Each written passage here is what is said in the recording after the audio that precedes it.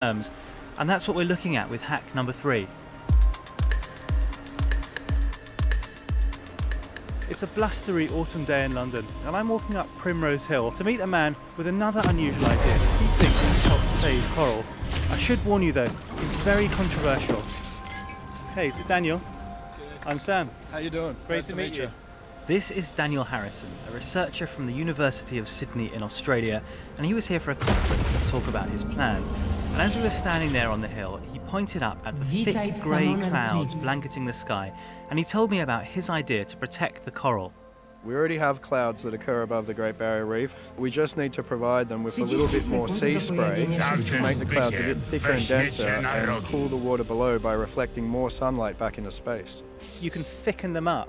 How are you going to do that? So there are already hundreds of ships navigating through the reef, both to take tourists out to visit the reef and to move cargo up and down the Australian coast. We're going to retrofit them with something like a snow machine cannon, which is going to take simple seawater, no other ingredients, and it's going to spray it at high pressure out into the atmosphere in tiny, tiny nano-sized droplets. It's actually going to make the cloud form a lot more particles, which will fill in the cloud, if you like, which means more cooling for the coral below. This sounds really strange. He wants to put snowballs on. Oh. It's really weird, isn't it? Yeah, he says that by blasting sea spray up into the air, we can thicken up these clouds. What's known as geoengineering. Okay, so I have many questions. First of all, will that work? Well, it's really early days. He's been granted a fellowship to research the idea, and he isn't the only one looking into it. We've got investors in Silicon Valley who are putting money into the same idea out in California. Why does that not excite you? Almost too good to be true.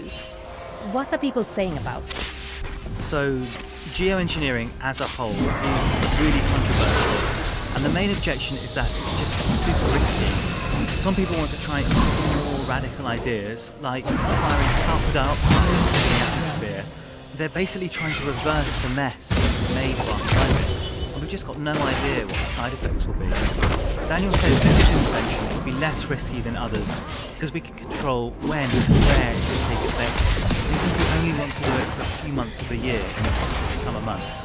You're not actually proposing this as a long-term solution, it's just a short-term thing.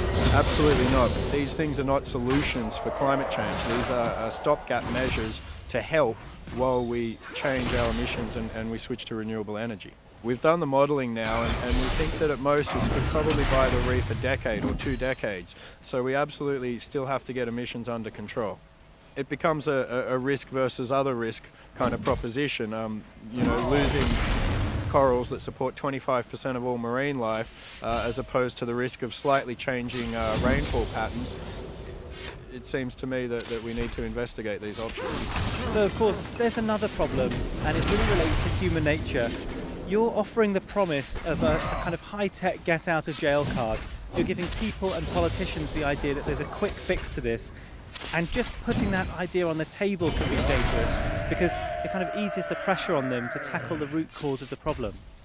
So I agree that this is known as the moral hazard argument of geoengineering, and that is a real risk. But with the Great Barrier Reef, we're at the point now of either losing it or doing something. There's no plausible way that emissions can be reduced enough and quickly enough to save the Barrier Reef.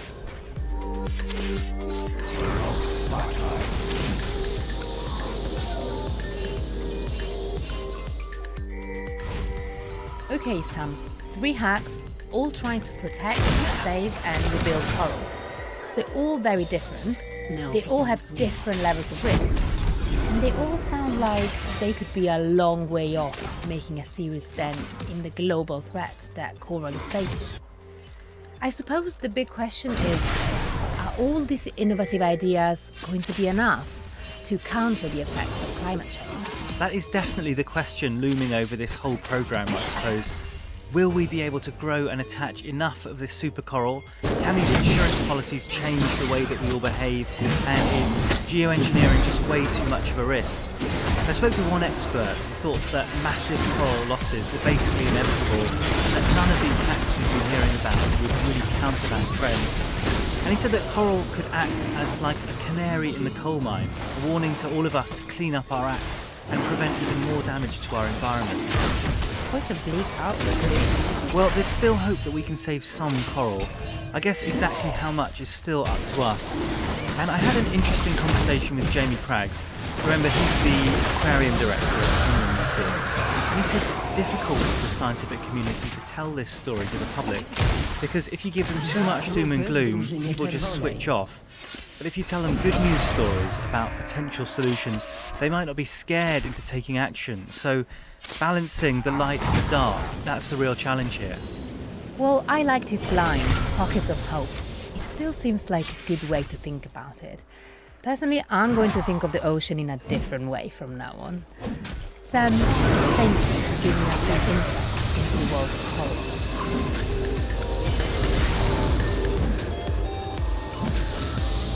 And thank you all for listening. If you like what you've heard and want to see our videos, check out our Facebook page. It's at BBC World Hacks. And if you know about a great solution, get in touch. Our email is worldhacks@bbc.co.uk. We'll be back next week with more solutions and plenty of innovation. Same time, same place. See you then.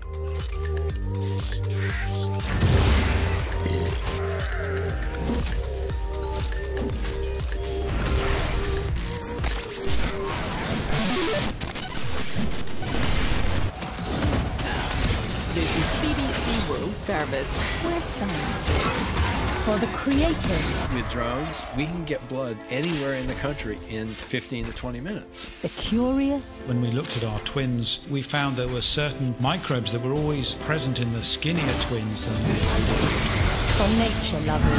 With our extensive agriculture and pesticides, this could become a big problem. And forward thinkers. It demonstrates what I think robotics is for, which is helping us to understand ourselves. The thoughtful. Everything has already happened, and everything that's going to happen has already taken place, and we're just aware of a little piece of it now. And the adventurous. We keep finding ever more compelling evidence for not only water on Mars, but now even the potential for life. For our remarkable world. It's like releasing the valve on a pressure cooker. Science on the BBC World Service at bbcworldservice.com. Bolanle Austin Peters wants to transform theatre in Nigeria. Originally a lawyer, her childhood love of the stage has led her to build her own theatre in Lagos and create shows that highlight Nigerian culture. With backstage access, she developed her latest musical play, Fela and the Kalakuta Queens, about the legendary Nigerian musician Fela Kuti and his 27 wives. Join me, Peter Okwoche, with Bolanle Austin Peters for In the Studio after the news. BBC News with Marion Marshall. President Trump's former chief strategist, Steve Bannon, has resigned as executive chairman of the right-wing website Breitbart News. His departure coincides with a continuing row over his highly critical comments in a new book on the president. It's been announced that Mr. Trump will attend this month's World Economic Forum in Davos. It's the first trip to the event by a serving American president since the year 2000. The World Bank says global economic growth is likely to strengthen this year, having been better than expected last year. The bank says it will be the first year since the 2008 financial crisis in which the world economy will operate at, or close to, its full potential. African President Jacob Zuma is setting up a judicial inquiry into alleged influence peddling in his government. Essentially, he's obeying a court ruling. There have been gunshots and heavy weapons fire in Ivory Coast's second biggest city, Bouaké. The clashes broke out around military bases and involved rival army factions. Last year, the city was the epicenter of several mutinies, salaries and promotions. At least 8 people have died in flash floods and mudslides in Southern California after a ferocious storm. Bodies have been discovered in the mud and debris. It's the first rainfall in 6 months in Santa Barbara was recently scarred by a severe wildfire. The United States has welcomed progress made in talks between North and South Korea. It said it would be interested in joining future talks, but insisted that their goal must be to rid the peninsula of nuclear weapons. North Korea rejects this. Peru's president, Pedro Pablo Kuczynski, has sworn in a new cabinet aimed at fostering reconciliation after recent political turmoil. Peter Kuczynski has survived an impeachment vote and controversially pardoned the former leader, Alberto Fujimori. BBC News.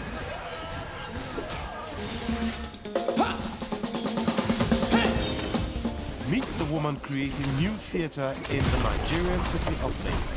You can't put money on creativity and the joy that you evoke in other people when you give them that satisfaction of seeing something new. Welcome to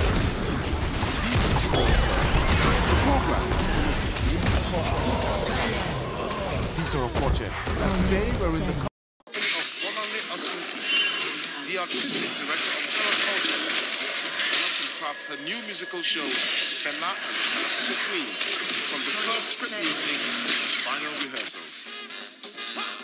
The process of coming together during rehearsals for me is the most important time because from nothing it becomes something. I'm gonna say yeah. Y'all welcome to Shrine. Yeah, we're gonna play you some good music. Everybody have a good time. Slow it down. Slow down, fella. Okay, thank you, everyone. Thank you. Originally a lawyer, Bonale gave it up for her childhood passion of theatre, which is determined to make shows that highlight Nigerian talent and culture. For decades, theatre in Nigeria has been on the decline, but in the last few years, it seemed something of a revival, and Bonale is part of that. My women, they have faced so much troubles. Ready to battle with me at any time. I cannot sing without them. They are my queens. Fela and the Kalakuta Queens tells the story of the legendary Nigerian musician Fela Kuti and his 27 wives, or queens, as he called them. Fela's music, for me, is the lines I need for my stage. Fela's music sets the lyrics, the conversations, the stories that I'm going to say. Nigeria's most important musician, despite his death over 20 years ago, his music and its message still resonates deeply in the country. In the 1960s, he created Afrobeat, a fusion of various West African musical styles such as Juju, Fuji, and High Life, mixed together with American funk and jazz.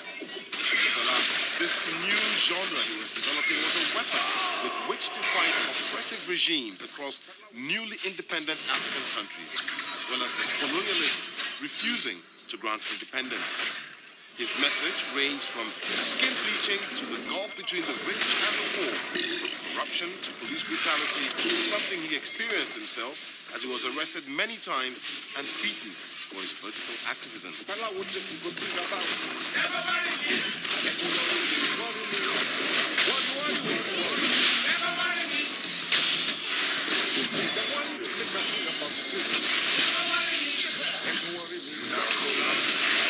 personal life was equally colorful.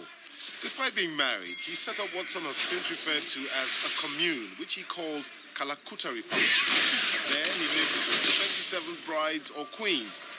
These queens were members of his extended band and danced for his performances.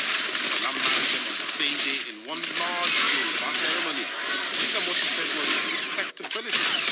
And this captured Bonale's imagination. It just occurred to me that nobody ever talks about the 27 wives that he had. And I wondered who they were. I wanted to understand what informed their decision to marry one man and what drove them. What was their passion? And their dance also was very energetic, and sometimes erotic, but really, essentially, African. You ladies are a force to be reckoned with.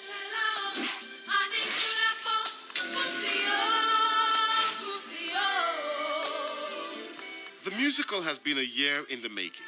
It's the beginning of January 2017, and Bonale has brought together a team of writers for their first script meeting. Today we have our first draft of the Fela and the Kalakuta Queen script, and what we'll be doing is we'll be reviewing it with a team of staff and interns that work at Terra Culture. The first script is written by Dr. Cornell Best from the University of Lagos. So, good morning everyone, and today we're going to start the journey of putting together another musical.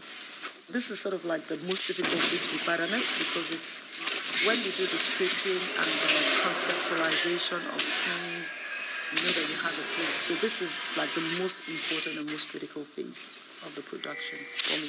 My name is Joseph Umoebo. I'm General Manager, Terra Culture. My name is Oba Oshoba. I'm taking a year off from upstream oil and gas procurement to dabble in the creative arts. My name is Omar Farouk Edu. I'm the Program Officer at Terra Culture. My name is Ibukun Faso. I'm State Manager. Ibukun, what's your take? There's some very interesting moments. I like the police part. The part when I was in police. There's no conflict. We had 27 wives. At one point, they were all living in the same room. Why don't you tap into what actually happened in that room? Thank you. The play actually doesn't tell us a lot about Fela. Fela is somehow changing his play. That's number one. Number two, you need a strong intro. And somehow, I found it here. It was just not in the beginning.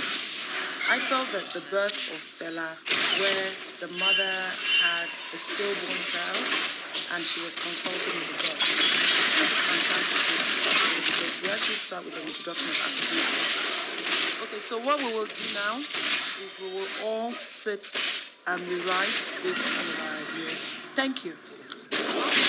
Which is a group pitching an English work. Bonali starts the casting process for the dancers, musicians. So we have over 300 plus people outside, all vying to be one of the girls and one of the boys who will be one of Fela's band boys. A lot of talent, a lot of excitement. Sing something a little bit more upbeat, please. Something more upbeat. Come on. Look, if you will insult me, next thing, thank you very much. The dancers were off the hook. It's incredible. The amount of talent in Nigeria is, at a point we had to start batching people, groups of 3, 4 to come in because it was taking their whole day. I think that we have about 50 people shortlisted.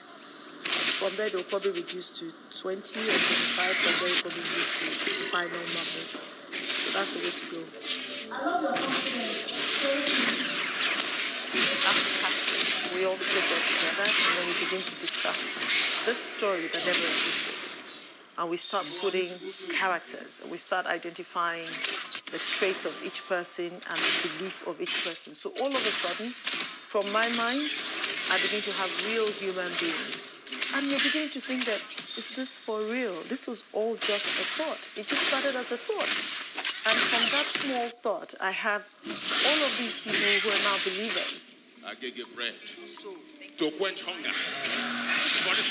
Using the lyrics of Shirley songs to help create and shape her ideas. Now you go play this politician with big belly. ID. Now you go play common thief. Now this man, where you they look so? Now bread in tea for to quench hunger. Okay? You go to hear something like this. Yeah. Catch up, catch up. Catch up, catch up. I know a scene that I'm going to do from Fela's music, Armed Robbery. Fela very brilliantly plays out a scenario where a poor man steals, let's say, 5 pounds and he's lynched, mob action. And the rich man, with the pen, steals £1 billion just by adding a couple of zeros. And people come up with all sorts of terminologies, maladministration. They set up public inquiry, call it embezzlement. They call it all sorts of big, big words. But what he's saying essentially is that who has stolen more and who should be lynched? So that in Africa, you get away with murder so long as you're in power.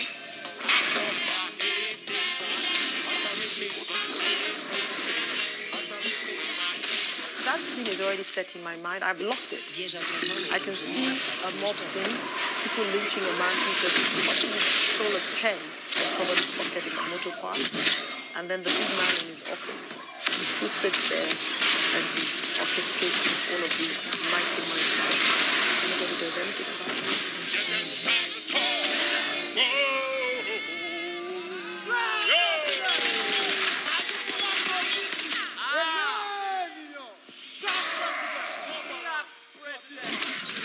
When we're on stage, when we begin to rehearse, then the lines begin to take on life and the characters begin to jump out. But the new lines begin to come, because the actors begin to live the lines, and you're like, wow, they're breathing these lines, they're living these words. That is what it's most like. You don't have this too. I'm sorry for you. different fever. Now him day. But that magical moment is going to have to wait. At the same time as working on her Fela musical, Bonami is building a 400-plus seated theatre beside the Terracotta Arts. Mid-March, it's now impacting the creative process. So we're 8 weeks into the process of developing Fela and the Kalakuta Queens, and there's been a dramatic turn. I had to put Fela simply because there are other competing jobs. So for over 3 years I've been chasing funds to rebuild a theatre. So we finally got the funds. We have been able to build arguably one of Nigeria's first purpose-built theatres. So we'll be opening that theatre in March, and I was hoping to use Fela and the Kalakuta Queens. But I had a rethink. The dancing has become more risky than I ever imagined, and I might have to classify the play to age 16 plus show and show Fela and the Kalakuta Queens at Christmas. So this is the new theatre. It's called Terra Arena. We've got the changing rooms on the outside there. The air conditioning is crazy. We overdid it. We're supposed to, I think we should have had 4 or 5 in there. We have 8. And they're massive. That was the one thing I could say. While I'm freezing, I froze to death. The air conditioning may be cold, but the opening night of the new theatre is hot with excitement as the audience watches extracts from Bonami's various other shows. I was popular. I want you guys to give her a thunderous round of applause. She is working hard to make sure that theatre doesn't die in Nigeria. Ladies and gentlemen, please welcome Bonami Austin Peters.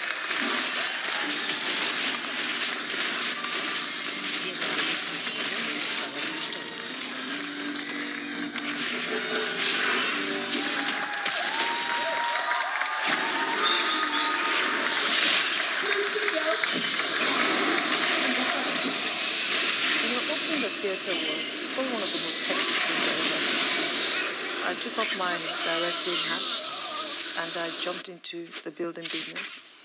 I must confess, I did something very sly. I told all the people working with me that we're going to open a week before the actual opening date, that I gave myself that 1 week. So by the time we opened, we were truly ready. You're listening to In the Studio, BBC World Service, and we're in Lagos following the theatre producer and director Bonami Austin Peters as she creates her latest musical play, Fela and the Kalakuta Queens, about the legendary Nigerian musician Fela Kuti and his 27 wives. Despite the delay to the production, rehearsals are finally underway. The problem with my people is that. Stop. Break it. Let it settle before the conversation starts. So you take it from high energy, you bring it down a little bit, and then we take it up. Okay? So you break it. I know the gentleman. Then girls, when he's saying, I know the gentleman, wet girls. Okay? There must be a rest. Fela, you interact with the girls. Let's go. We've had a couple of meetings since the last time I met with you, with the family of Fela. And I'm glad to say that we have the family on board. And I'm going to have Fela's oldest daughter, as a matter of fact, will be joining us as a consultant to the project. Fela's family, including two of his queens, his eldest daughter Yeni Kuti, have been inspiring Bolanle with their stories of life with the late musician. My name is Yeni Anikulapo Kuti. This was like an opportunity to actually share part of our story. Yeni Kuti, she's over there. She's assisting in teaching the Afrobeat movement for the girls. I just have to tweak some things. Like I spoke to the choreographers and no biggie. But what I've tried to do is make them incorporate the hip movements, which is a very vital part of Afrobeat. I want everyone to say, man, you guys got it. I'm here during rehearsals and I see something that's not right. I will mention it. I'll say, oh, look, here. I saw one part where Alake and Ike were quarreling, and one of the queens hit Alake, and they just let it go like that. And I told them, I said, look, in the days of Fela and his queens, she would never let it go. She would shout, Fela, first touch, you first touch. So, you know, they corrected that part.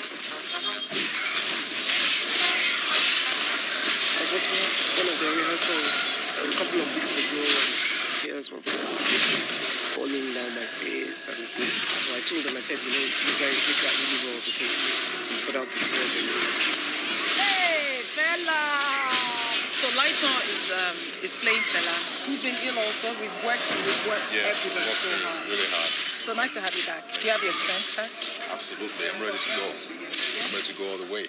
It's incredible, the passion and the energy and the joy that I derive from being at rehearsals, and also the joy that I derive from seeing the young people who are so energetic and so passionate. So I actually draw a lot of inspiration from being in the room with these people. Even the democracy where them preach, they know they practice some now. I don't think I talk. Okay? Keep it gentle. Let's hear what you're trying to say. So Fela, take your line from democracy, okay? The problem where we get for this country, that's also copy. Xerox. We see religion, we copy it. Most of our editing actually comes on during rehearsals.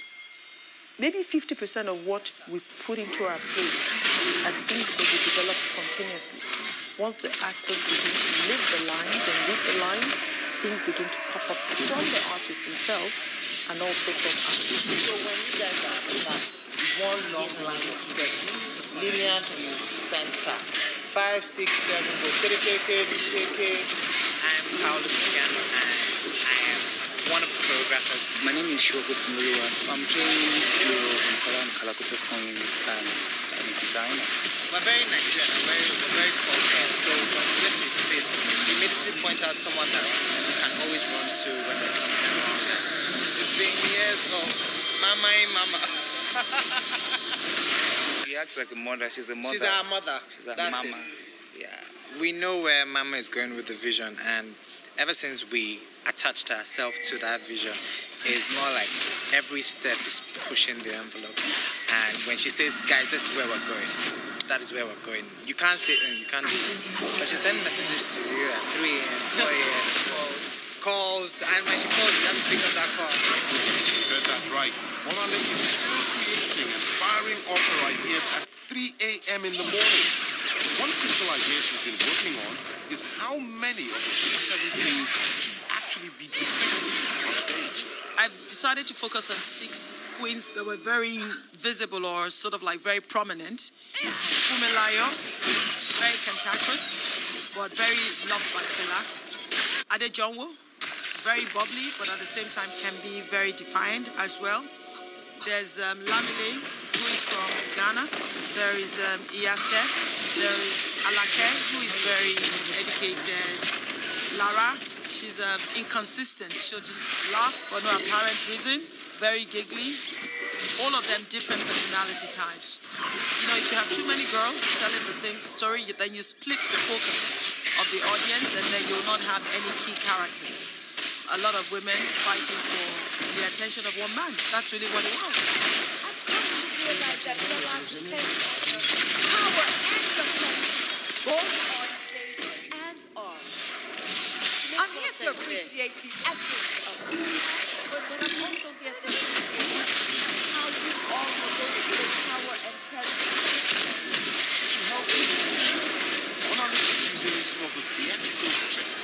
learned from developed previous musicals, Saru and Osaru. There's an aspect that I knew always resonates with the public, which is boy meets girl story. And I always try to keep that love element, and I think that is going to be a constant.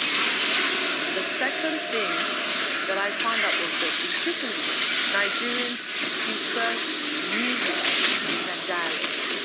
So anytime the conversation, the dialogues are getting too long, you notice that there is a silence, a disinterest from the audience. So some of my trade secrets is that I've already timed it.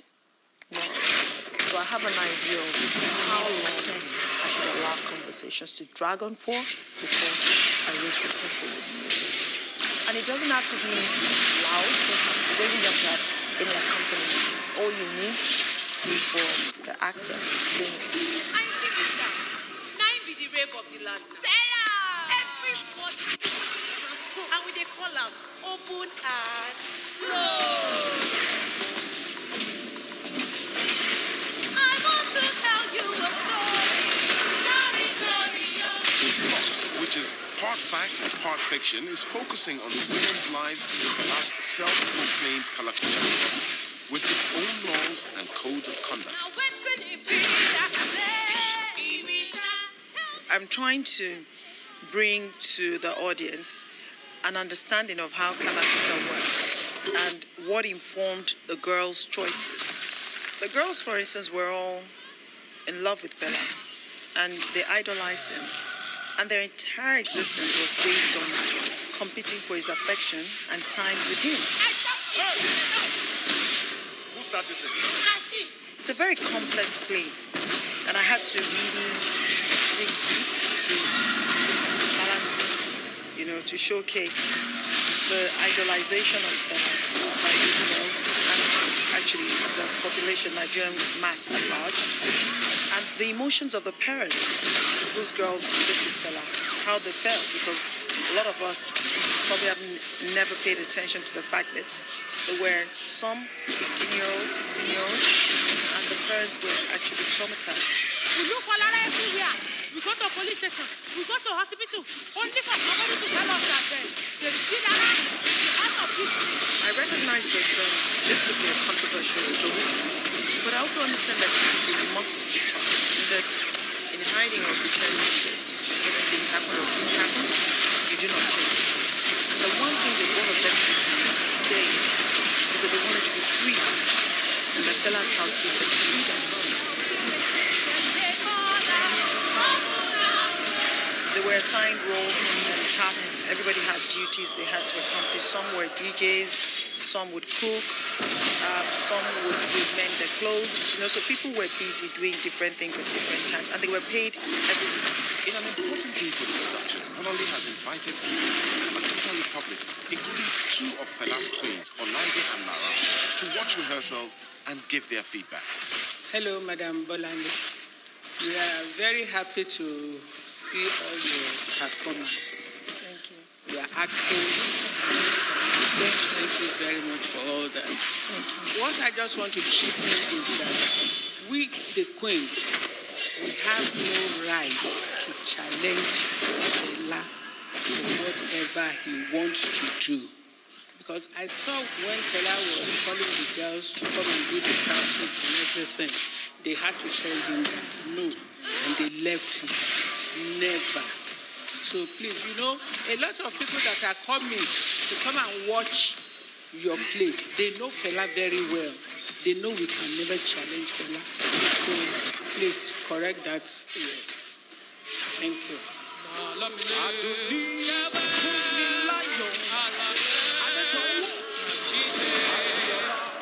The opening scene was written for this musical because I wanted something that was original. And I think it's probably our theme song. Fela, Fela, Fela, Nicola Bonita. I certainly did not want them to sound like Fela's song. We have too much of Afrobeat.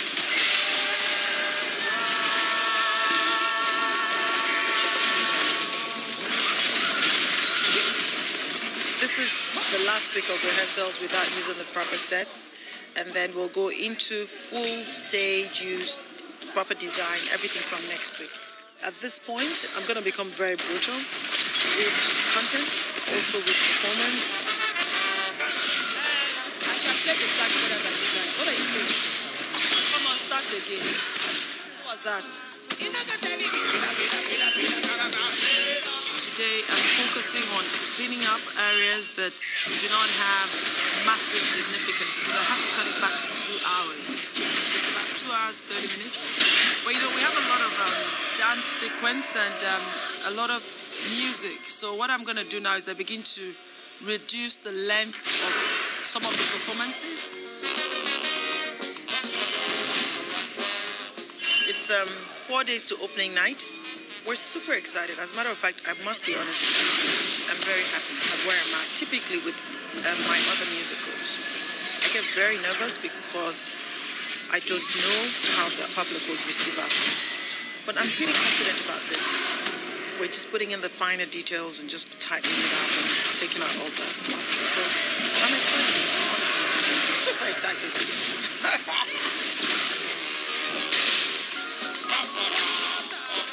You've been listening to In the Studio from the BBC World Service with the Nigerian theatre producer and director Bolanle Austin Peters, as she's been creating her musical play Fela and the Kalakuta Queens. I'm Peter Opoche and the producer is Andrea Kidd.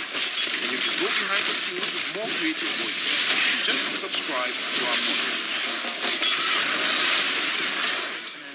This is the BBC World Service. Now, take a moment to listen to this. What intrudes dogs have a really special ability to read and understand us. What qualities are you? Every time you look around, we just say, so how many people? But they have names, they have things, and they have... The more we know the world, the more we understand us. Go to bbcworldservice.com. And at bbcworldservice.com, the Cultural Frontline with Tina Dahili. We meet 3 leading photographers and hear how they've reported contemporary war zones, reimagined African tradition and fashion, and chronicled the legacy of America's first black president, all through images. Stay with us. World Book Club is next. This is the BBC World Service, the world's radio station.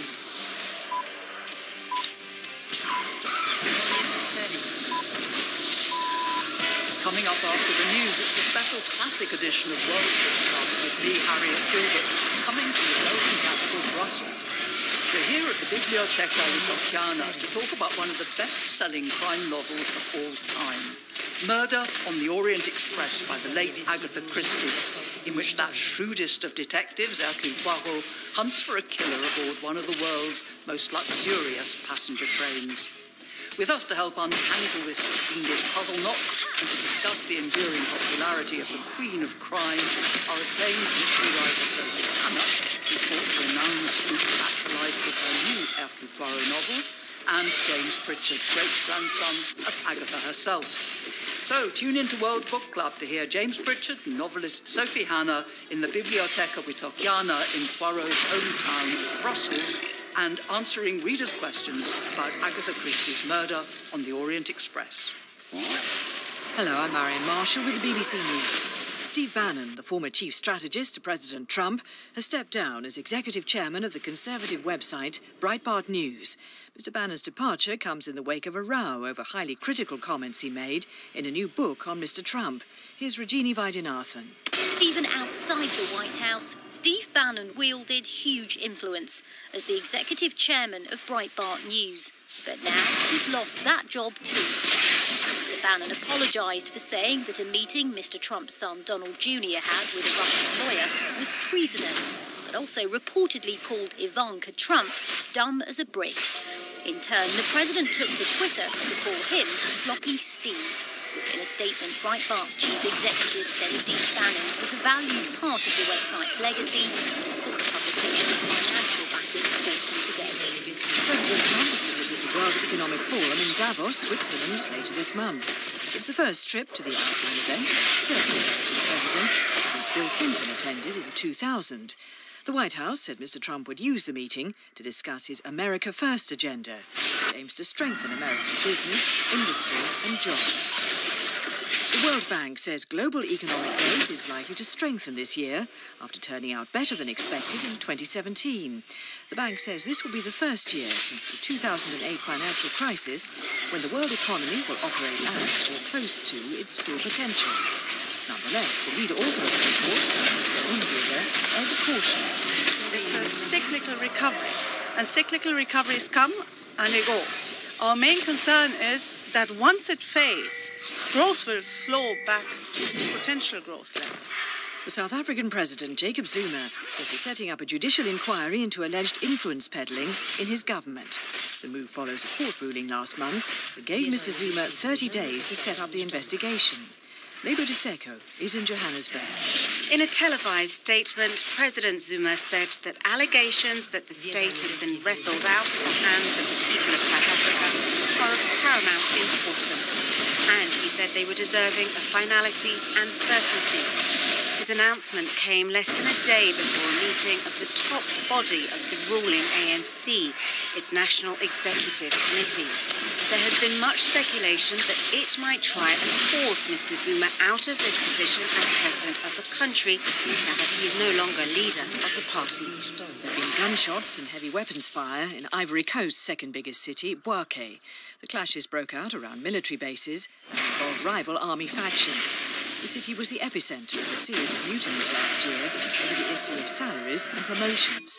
In recent days, former mutineers have clashed with members of an elite military unit. World news from the BBC. The United States has welcomed progress made in talks between North and South Korea. The State Department said Washington would be interested in joining future talks, but again insisted that their goal must be to rid the peninsula of nuclear weapons, something North Korea rejects. The two countries did agree to hold military discussions with the aim of easing border tensions. They also confirmed that Pyongyang would send a large delegation to the Winter Olympics in the south next month. Police in California say at least 8 people have died in floods and mudslides following a ferocious storm in the south of the state. Rescue workers in Montecito, Los Angeles, said bodies had been discovered in the debris brought down by the storm. Among those saved was a 14-year-old girl trapped for hours in the wreckage of her house.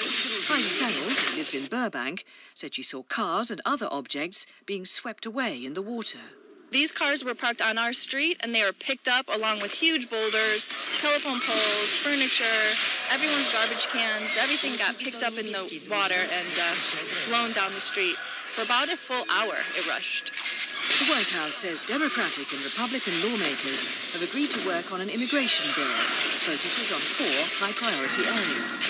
These are border security, chain migration, and its family members follow those already in the United States, the visa lottery system, and the plight of the Dreamers, children of undocumented Latin American immigrants. The Peruvian president, Pedro Pablo Kuczynski, has sworn in a new cabinet, which he says will foster reconciliation after a turbulent couple of weeks. Mr. Kuczynski was accused of making a deal with rival politicians to secure an impeachment vote in Peru's Congress. He pardoned the former leader, Aldo Fujimori, on Christmas Eve. Support from the party, led by Fujimori's daughter, helped Mr. Kuczynski stay in office. BBC News. Hello, this is the BBC World Service. I'm Harriet Gilbert, welcoming you to a very special World Book Club, because this month we've been reading a detective story by an author who's sold more books around the world than any other novelist ever. To date, at least 2 billion in 100 languages. She is the late Agatha Christie, a woman as personally modest as her achievement was spectacular. People often ask me what made me take up writing. You see, I put it all down to success, but I never had named kids. Perhaps I'd better qualify that by admitting I did eventually go to school in Paris when I was 16, but until then, apart from being taught a little arithmetic, I'd had no lessons to speak of at all. Although I was gloriously idle, I found myself making up stories in absolutely different parts, and there's nothing like boredom to make you write. So by the time I was 16 or 17, I'd written quite a number of short stories and one long, dreary novel. By the time I was 21, I finished the first book of mine ever to be published, Serious Affair of Style. I do find one's friends are curious about the way one works. What is your method, they want to know. Well, the disappointing truth is that I haven't much method. I type my own drafts on an ancient, faithful machine I've owned for years. No, I think the real work is done in thinking out the development of your story and worrying about it. Agatha Christie speaking in 1955. And that first published book, The Mysterious Affair at Styles, was also the first of her novels to feature the dapper, elderly Belgian detective Hercule Poirot, crime-solving genius who eventually appeared in 33 of her novels and 53 short stories.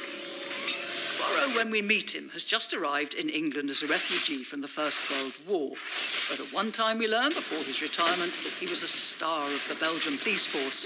And so today, World Book Club comes from Belgium, specifically from the Brussels Bibliotheca Witockiana, a very lovely library and museum of book art and bookbinding situated just a few kilometres east of the police headquarters. Here, we're going to investigate one of Poirot's most intriguing cases, murder on the Orient Express. With the help of an entitled audience, BBC listeners around the world, and two Agatha Christie experts. First, the poet and novelist Sophie Hannah, who besides her own crime fiction has also written two new Hercule Poirot mysteries, The Monogram Murders and Supposed Hustlers. And with Sophie, James Pritchard, Agatha Christie's great-grandson and chair of the company that manages her telephone estate. James, Sophie, a big welcome to the Book Club.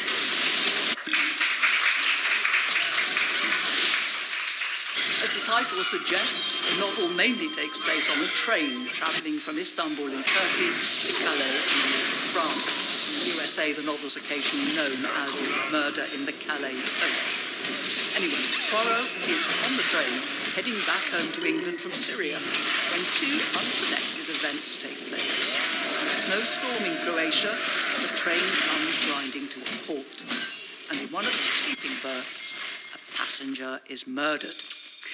Since it's impossible for anyone to have reached the isolated snow-trapped train or to have escaped from it without leaving telltale footsteps in the snow, the killer can only be one of the dozen people sharing Poirot's coach. Yet as he starts to investigate, it seems that each of them has an alibi at the time of the murder. Possible?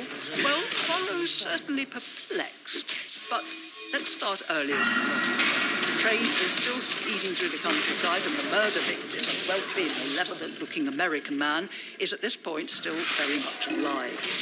Here, in a reading from the new HarperCollins audiobook of Murder on the Orient Express, narrated by Kenneth Branagh, Poirot finds himself alone with the man in the restaurant. I came to light that was the soft, inclination. My name is Ratch. Poirot slightly and that produced a mess of but did not quite right. I think, he went on, that I have the pleasure of speaking to Monsieur Hercule Poirot. That's so. Poirot bowed again. You have been correctly informed, monsieur. The detective was conscious of those strange, shrewd eyes summing him up before the other spoke again. In my country, he said, we come to the point where, well, I want you to take on a job. Poirot's eyebrows went up a trifle. The Hotel Monsieur is limited nowadays. I undertake very few cases. Why, naturally, I understand that, but this Mr. Poirot means big money. He repeated again his soft, persuasive words. Hercule Poirot was silent a minute or two, then he said, What did you do for you, monsieur, Ratchet?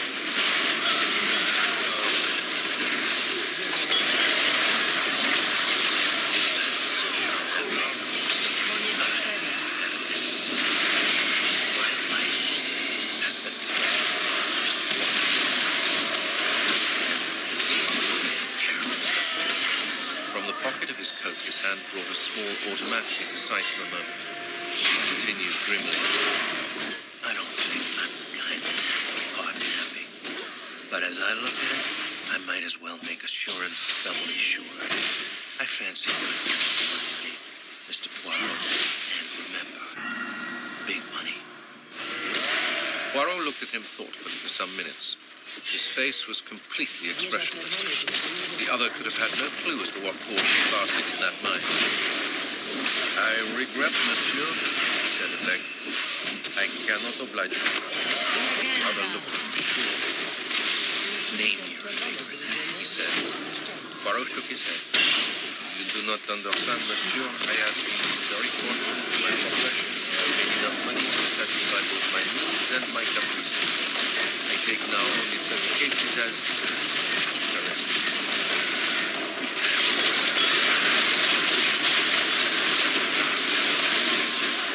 It will not.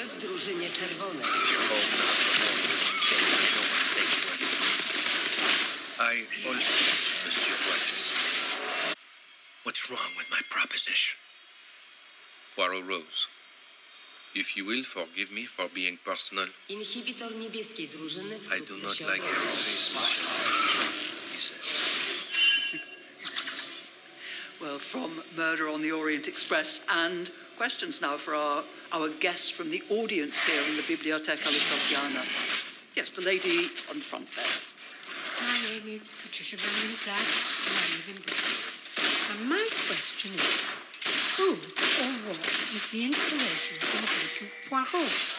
It has been said that Agatha Christie began her crime career writing in imitation of the Sherlock Holmes novels, though of course no idea if this is true. So, was she inspired by an actual real person?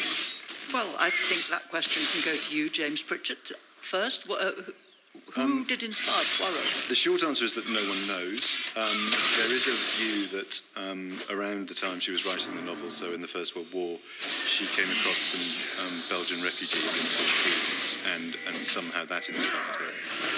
But I think, one of the things I think she said was that she wrote Mysterious Affair at Styles originally without Poirot, or at least without a specific Poirot, and kind of he came to her later. I think, like most of her characters, Poirot is an amalgamation of lots of things and people. I don't think she hates any or many of them.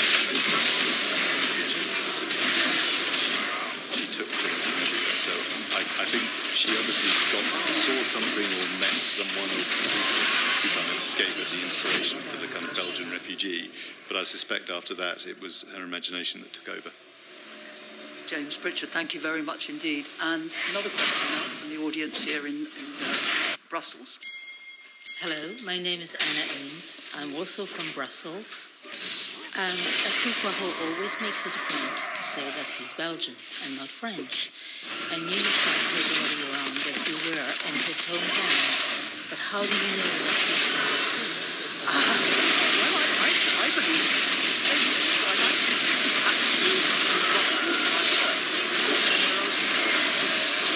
my understanding and recollection actually his birthplace wasn't properly identified. In fact, most people. I think he did live in Brussels, work in Brussels, and that is true. I think also there are two places maybe in Belgium that claim to be his birthplace. So at least one of them is wrong, and it's possible that both of them are wrong. Thank you very much. We've got a question now that was rung into World Book Club from the city of Douglas.